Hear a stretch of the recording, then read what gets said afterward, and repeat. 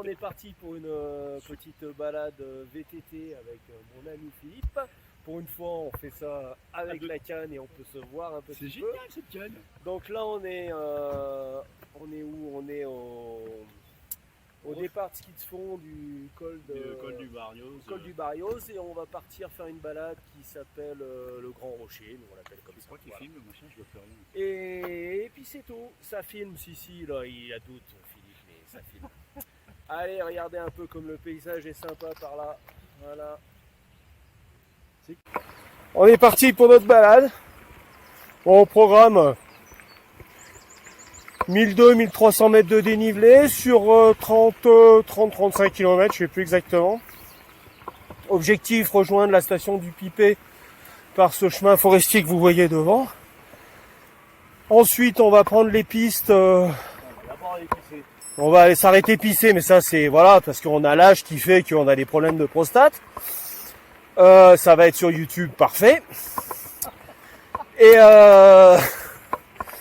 donc après la station du Pipé, on va prendre une piste de ski en fait, un grand chemin qui monte, qui va rejoindre le plateau. Et après, on va être dans les alpages là-haut pour rejoindre le sommet du Grand Rocher. Ensuite, ça sera casse-croûte par là-haut normalement. Et objectif redescendre sur le Cré du Poulet par l'autre côté. Ensuite, rejoindre le lac des Tavernes et puis retour au départ par des descentes sympathiques. Voilà, allez, à plus tard. Dans le chemin direction le Pipé, là une partie un petit peu descendante, un petit peu, hein, qui est sympathique. Ah, c'est pas dur, hein, donc ça c'est pour éviter de trop pourrir le vélo. Et là ça va remonter.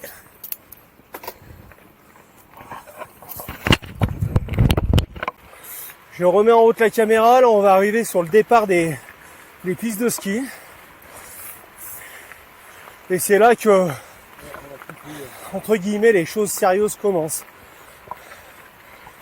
Philippe il dit c'est là qu'on va quitter le maillot, c'est possible aussi. Oui, là on va être au soleil maintenant tout le temps. Et peut-être qu'on va quitter aussi le mode éco. C'est pas impossible. Pour les choses sérieuses. Donc là en fait on est au niveau de certaines remontées mécaniques du Pipé Sept-Lô parce que c'est la même station. Voilà. Et on va attaquer l'ascension, la vraie, celle qui fait un peu mal aux pattes.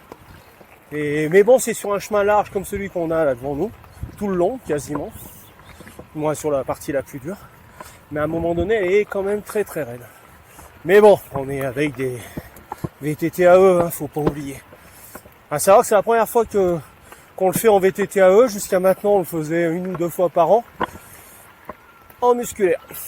Allez, à plus tard. Philippe est parti devant. Moi, je suis resté en écho. Lui, il a changé. Je sais pas avec quoi il est. En tout ou MTB, je sais pas. Bon, moi je vais essayer de rester en écho un moment. Allez, à plus tard. Nous voilà dans la montée. Ça monte depuis un petit peu maintenant, quelques minutes. Et je remets le film en route parce que je sais pas si on voit. Et on voit le chemin là-bas au fond et on va tout là-haut. Le paysage est magnifique. C'est un vrai plaisir. Et là-bas, en contrebas, je sais pas si on va voir, on voit la station où on était tout à l'heure. Voilà. Et on grimpe. Allez, à plus tard. Donc voilà un petit arrêt sur image quand même sur nos montures. Donc là voilà le VTT-AE à Philippe, le Haybike All Mountain 4.0, non 3, 4 4.0, voilà, avec moteur Bosch Performance CX dernière génération, Et puis bah, tout l'équipement qui va bien avec. Je sais pas exactement ce qu'il y a. Il y a des freins, une fourche, un amortisseur. Voilà, on est en Rockshow sur l'amortisseur, c'est un Deluxe. La fourche, c'est une Lyric Rockshow en 160. Et puis voilà quoi. 160 aussi pour l'amortisseur à l'arrière, pour le débattement arrière. Et la transmission, elle doit être en Shimano SLX. Voilà, pour le vélo à filou. Et maintenant un petit tour sur le mien. Donc moi je roule avec un Moustache Game 4. Moustache Sandy 29 Game 4 upgradé. Voilà, pourquoi? Parce que à la plage de je crois que c'était une Rockshow 35 dessus à l'origine, et ben là on a une Zeb toujours en Rockshow en 170 mm de débattement et puis avec des fourreaux de 38. Qu'est-ce qu'il y a qui est pas d'origine? Il y a des freins Formula Cura 4 en 230 devant, 200 derrière. La transmission c'est du SRAM entrée de gamme, mais pas pour longtemps parce que il faut que j'aille chercher le colis avec la transmission qui va bien en XT parce que voilà. Et devant, poste de pilotage, donc les Cura 4 et puis un poste de pilotage un petit peu plus relevé qu'à l'origine, avec un cintre Burtec et une potence Burtec. Voilà, je crois que j'ai fait à peu près le tour. Allez, chou. Ok, on arrive sur les alpages.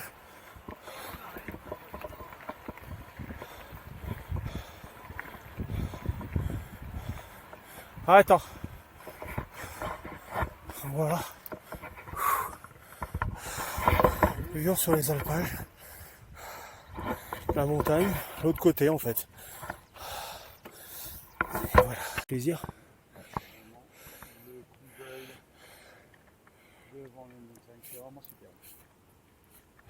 En fait, là, on est au sommet des pistes du Pléné et des Satelot. Et sur la droite, on repartirait sur la piste noire, pour ceux qui connaissent Roche Noire ou Mataru. Voilà. C'est magnifique.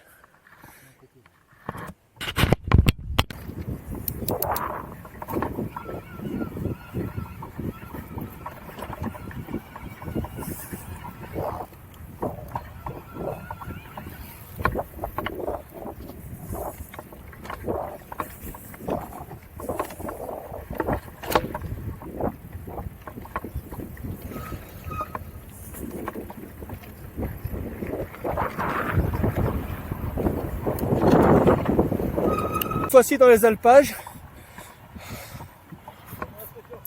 on sent bien le frais, mais c'est un réel plaisir de rouler dans ces parties-là,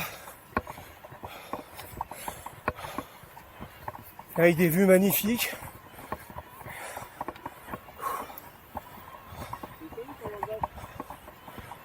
Il y a moi.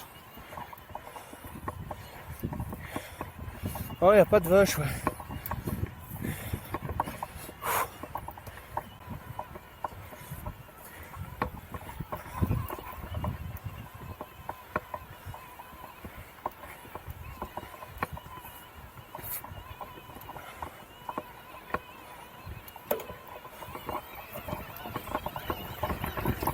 Oh putain.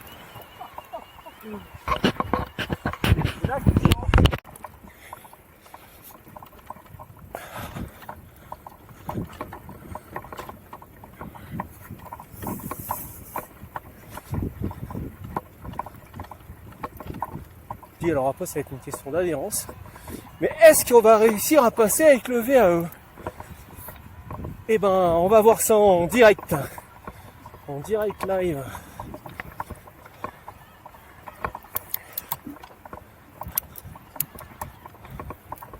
Allez, c'est parti. Putain.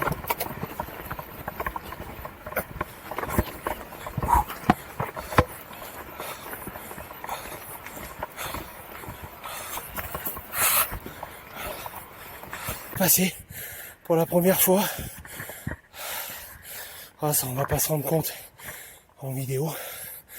Et on en profite pour regarder le beau paysage.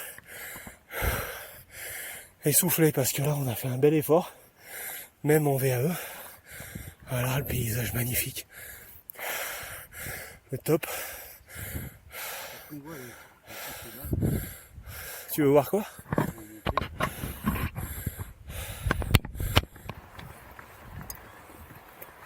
Magnifique petit single en montée.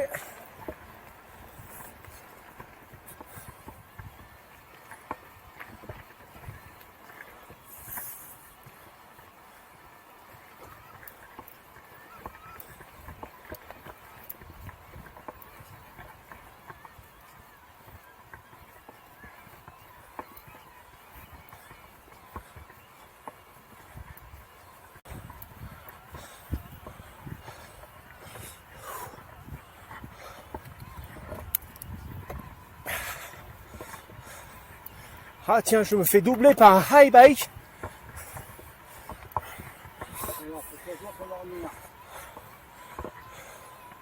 C'est ça. Faut choisir l'ornière.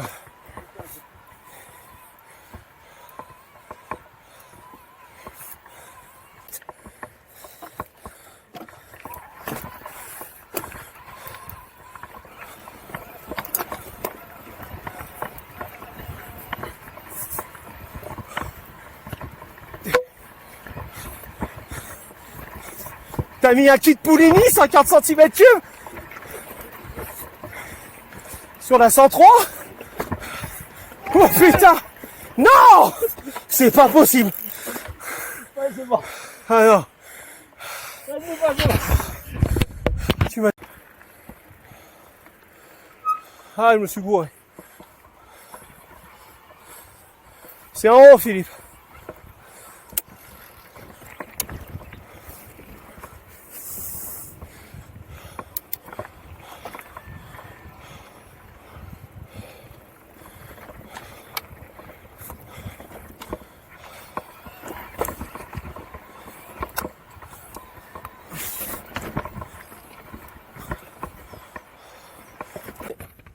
Cette fois-ci on y est, 1926 mètres, voici la croix, on est donc au Grand Rocher. Voilà, mon ami Philippe, là il y a du monde forcément, c'est un peu l'objectif du secteur. Voilà, alors là on surplombe la totalité, on vient tout là-bas au fond là, on vient de faire tous les alpages, je sais pas si on voit les sentiers et les chemins. Et voilà, belle vue magnifique. Sympa tout plein. Et maintenant, pour nous, c'est l'heure du casse-croûte.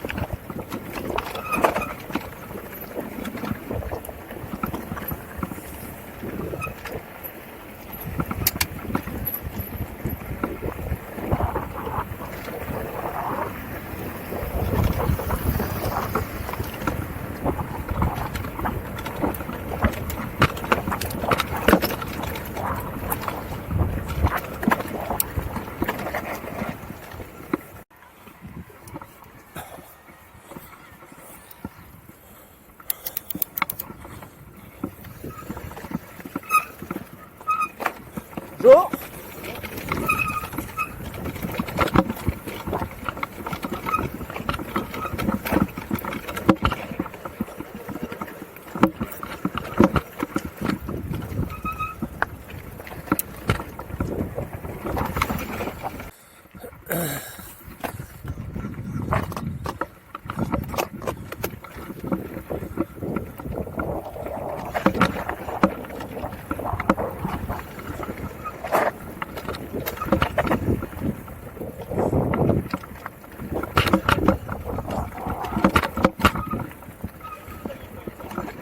Qu'est-ce que tu dis?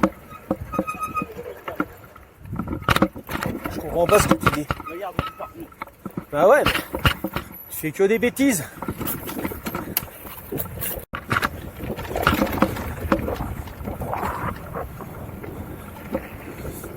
Ah, il y a une bonne partie là. Sympathique.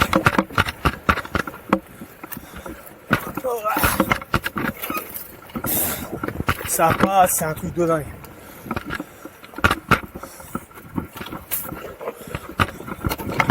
Oh, c'est trop bon. Wouhou! Petite dernière descente avant l'arrivée au Crêt du Poulet.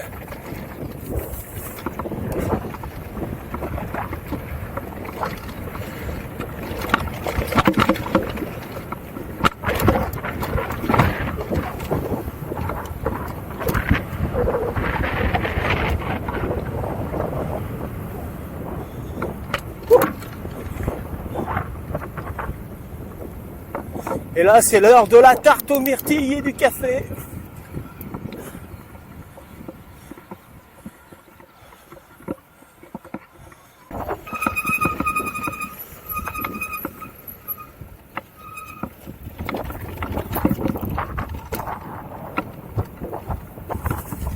C'est là que ça va envoyer. De mémoire.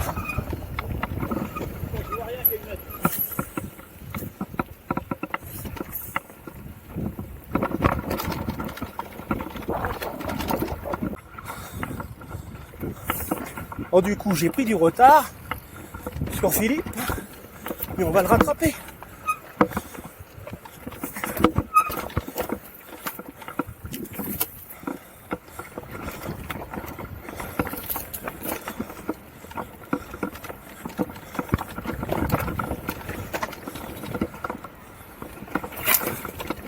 Oh, c'est bon.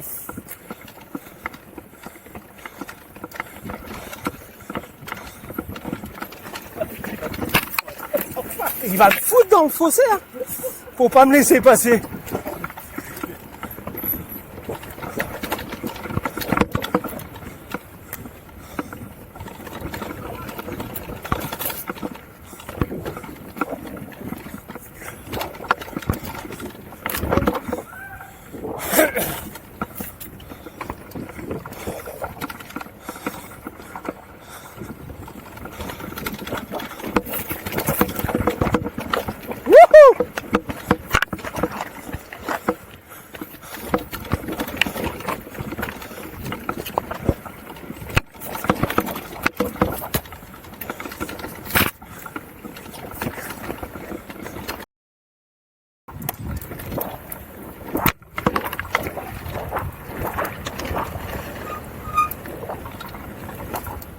On arrive au lac.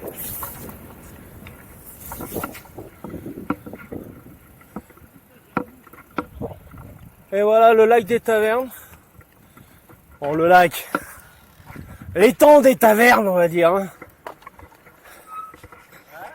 Non, je suis en train de parler à la caméra, je disais le lac des Tavernes, l'étang des Tavernes. Voilà.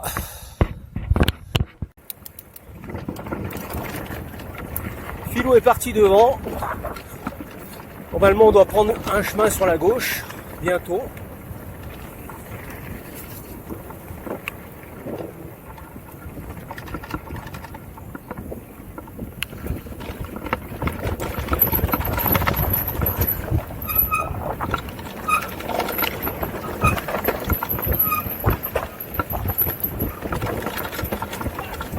Il gueulait comme un malade. Ouais, c'est ça.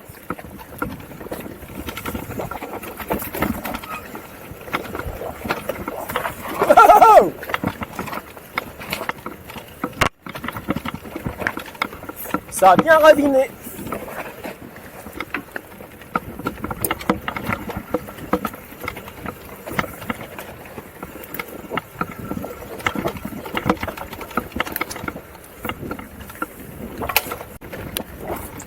Mais bon, c'est pas là que je vais faire le flou.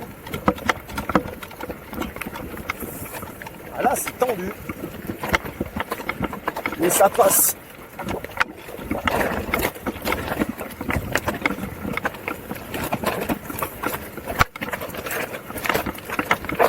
Oh, c'est bon ça!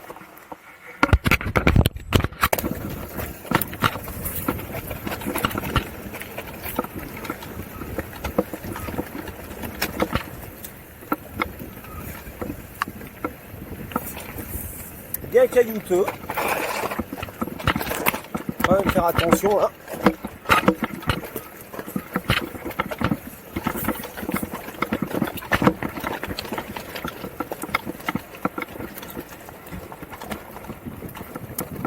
En route la caméra et j'explique le topo.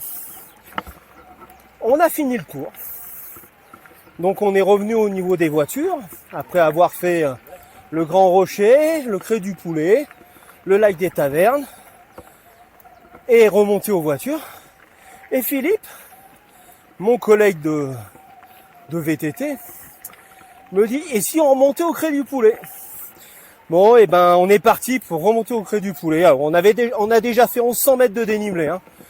Mais bon, on a dit il nous reste 3 barres, c'est quand même dommage. Allez, à 2 pour Philippe. Et ben c'est parti.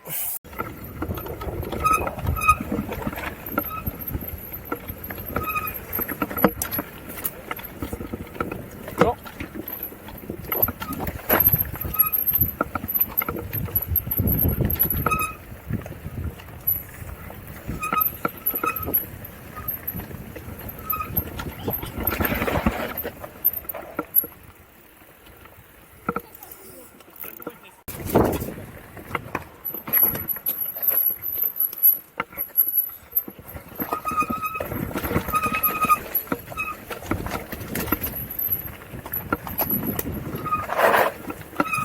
La dernière fois que je suis passé là, c'est avec Jean-Pierre.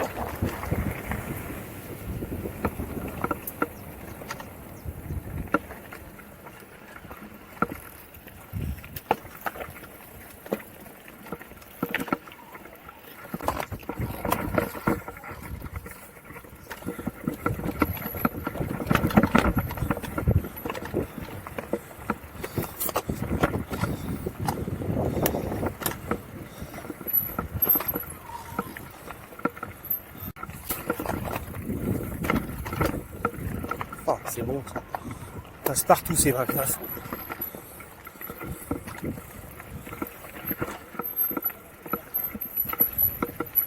Bonjour. Allez, je suis le dernier. Très bien, merci.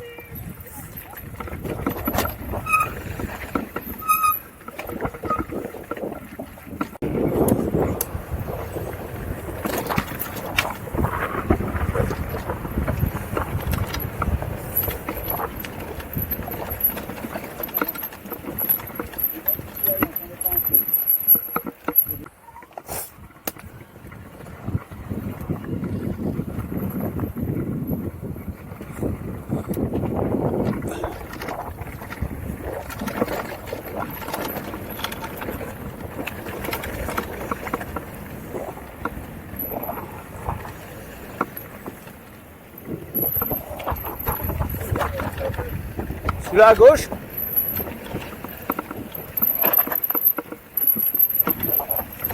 Voilà, ça va être l'heure du rangement des vélos.